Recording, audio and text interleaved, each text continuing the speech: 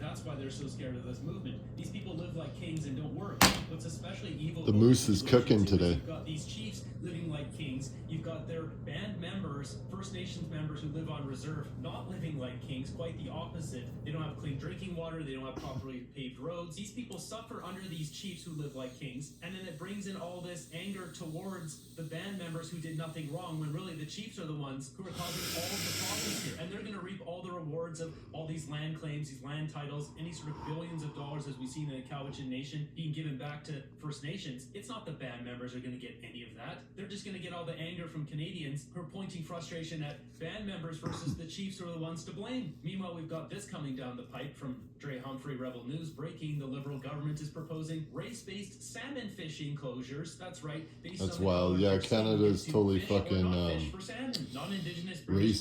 race-basing everything. If you stab a woman in the stairwell, you get less time if you're Native. DFO is proposing new salmon fishing closures around Fraser River mouth and parts of southern Vancouver Island as part of a southern... If you kidnap someone, you get less time. Measures. 30-day public consultation is now open. Anglers and fishing communities are encouraged to review the proposal and submit feedback. I mean, if they're going to do this based off of killer whales or the fish, or there's not enough fish, it's the ecosystem is dying or whatever that is, if they have proof for that, then this should apply to everyone, including First Nations. Otherwise, this is just a race-based society where First Nations have more rights than Canadians, even though we pay for much of what they have in their bans. Chinook closures proposed areas... 100%. 200%. Pay some fucking taxes, man. Then we'll talk. Right.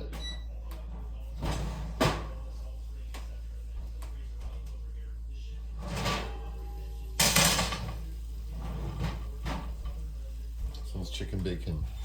No. Chicken bacon ranch. No chicken. Bacon ranch.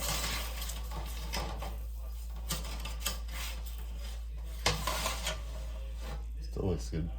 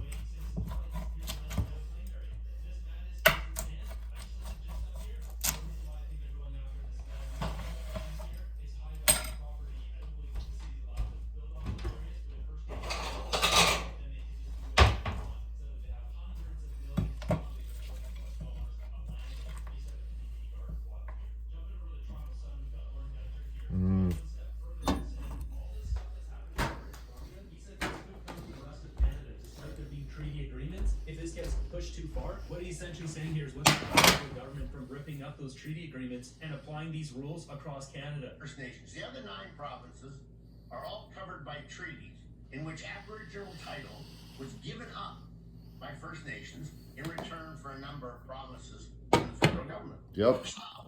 It was surrender. For the chief, a suit of clothes and $25 a year for senior members of the tribe. There are also things that were in those treaties that have since morphed into much larger benefits, like universal health care, education for as long as you wish to stay in university. That's right. So Canadians pay for First Nations to go to university, but our own kids, well, I don't have kids, but if I did have kids, they'd have to pay their own way, or the parents would have to pay for it. But First Nations kids get all that for free. There's all sorts of rights now that are seen as treaty rights, and those came because First Nations gave up their Aboriginal title to lands in the other 9 provinces. So why do you say, how come you're so worried that this is going to go after private property in the other 9 provinces? Does it really take that much imagination to think that a judge could say, federal government hasn't really lived up to its part of the treaties. It hasn't upheld its end of the treaties. So therefore, I'm going to declare the treaties invalid and give Aboriginal title to First Nation. It's a great take here. When you see everything that's going on, how is this not a possibility? That's fucking wild. We didn't live up to our agreement. We are fucking cooked. They'll make them invalid and give you land title over everything. Kaboom! And what happens? Canadian land value absolutely plummets. You gotta wonder what's going on here. Did Justin Trudeau pump up the real estate? All these guys bought in early. Did they dump it? And then now they're tanking the real estate so they can rebuy it, and then they get another Liberal government in there and pump it back up? Is that what they're doing? It's hard Fuck. to follow. There's so many storylines of what's going on in our country. Are they trying to tank the land value so China can come in and buy up all this land at bottom barrel prices?